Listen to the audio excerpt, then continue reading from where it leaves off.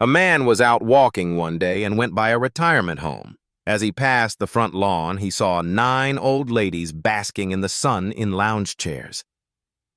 When he looked closer, he realized that they were all stark naked. He went to the door and rang the bell. When the director answered the door, the man asked if he realized there were 9 naked old ladies lying in the sun on the front lawn. The director said yes, and went on to explain that the old ladies were all retired prostitutes living at the retirement home, and they were having a yard sale. A busload of senior citizens were traveling to a casino. Halfway into the trip, a little old lady walked up to the front of the bus and told the driver they had a pervert on the bus. The driver told her he would check it out at the casino, so she went back to her seat and sat down. 5 minutes later, a second little old lady walked to the front of the bus and told the driver they had a pervert on the bus. Since this was the second complaint in 5 minutes, he thought he had better check it out. He pulled the bus to the side of the road and walked to the back of the bus. There, he found a little bald-headed old man crawling around on his hands and knees. The driver asked, "What are you doing down there?" The bald-headed man looked up and said, "I lost my toupee and I'm trying to find it. I thought I had it twice, but mine is parted on the side." A woman was telling her friend about her husband. "It was I who made my husband a millionaire." "And what was he before you married him?" asked the friend. The woman replied, "A multi-millionaire." Dave walks into a bar and sees John sitting at the end of the bar counter with a great big smile on his face. Dave says, "John, what are you so happy for?" "Well, Dave, I gotta tell you. Yesterday, I was out waxing my boat, just waxing my boat, and a redhead came up to me. Tits out to here, Dave. Tits out to here. She says, 'Can I have a ride in your boat?' I said, 'Sure. You can have a ride in my boat.' So I took her way out, Dave. I turned off the key and I said, 'It's either screw or swim.' She couldn't swim, Dave. She couldn't swim." The next day, Dave walks into a bar and sees John sitting at the end of the bar counter with a bigger smile on his face. Dave says, "What are you so happy about today, John?" "Well, Dave, I gotta tell you that yesterday I was out waxing my boat. Just waxing my boat, and a beautiful blonde came up to me. Tits out to here, Dave, tits out to here. She said, 'Can I have a ride in your boat?' Sure, you can have a ride in my boat." So I took her way out, Dave, way out, much further than the last one. I turned off the key and I said, "It's either screw or swim." She couldn't swim.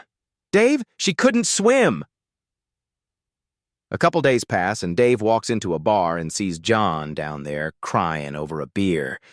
Dave says, "John, what are you so sad for?" "Well, Dave, I gotta tell you. Yesterday I was out waxing my boat, just waxing my boat, and the most desirable brunette came up to me, tits way out to here, Dave, tits way out to here. I had more wood than my boat does. She says, 'Can I have a ride in your boat?' Sure, you can have a ride in my boat.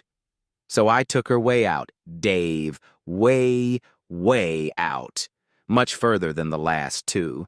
I turned off the key and looked at her tits and said, 'It's either screw or swim.' Then she took the keys off me and pulled down her pants. She had a willy, Dave. She had a great big willy. Dave, I can't swim." A 75-year-old woman sat at the bar in Rusty Anchor's tavern waiting for her husband. As she sipped her wine, a strikingly handsome man walked in, radiating confidence. He took a seat a few stools down, and she couldn't help but notice how attractive he was, so much so that she found herself staring. After a moment, the man caught her eye. With a charming smile, he stood and approached her. Before she could apologize for staring, he leaned in and with a smooth, velvety voice said, "I'll do anything you want. Anything you can imagine, no matter how wild or unusual. I'll make it happen. All I ask is $50 in cash. And there's one more condition." Still in shock, she managed to ask, What's the condition? He smiled knowingly and leaned closer. You have to tell me what you want in just 3 words. The woman paused, her mind racing. Then, with a calm expression, she reached into her purse, pulled out $50, and placed it in his hand. Looking him straight in the eye with a sly grin, she slowly said, "Mow my lawn." A sweet grandmother called St. Joseph's Hospital and timidly asked, "Is it possible to speak to someone who can tell me how a patient is doing?" The operator replied kindly, "I'll be glad to help, dear. What's the name and room number of the patient?" In a soft, shaky voice, the grandmother said, "Norma Smith, room 302. The operator put her on hold to check with the nurse's station. A few moments later, she returned. "I have good news. Norma is doing very well. Blood pressure is perfect, her labs are normal, and Dr. Cohen says she'll be discharged tomorrow." The grandmother sighed with relief. "Oh, thank you so much.